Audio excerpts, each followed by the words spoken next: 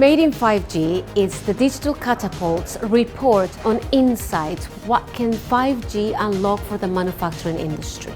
The opportunities for 5G in manufacturing are unbelievable. 4G revolutionised our social life. 5G is set to do the same for industrialisation of technology. Made in 5G has been written by the industry, for the industry, and it's designed to help drive innovation of 5G into the sector.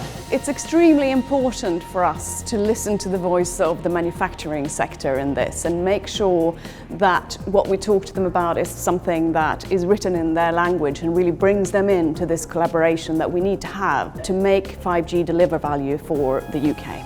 It is really about bringing together a coalition of the willing, business from multiple sectors that want to effectively work together and change the way that they do business and use 5G to make this change.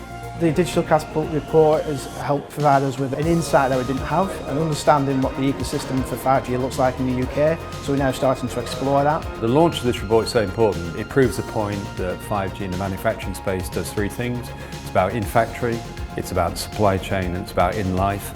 Areas that we have a significant opportunity to focus on to drive the productivity to the benefit of all.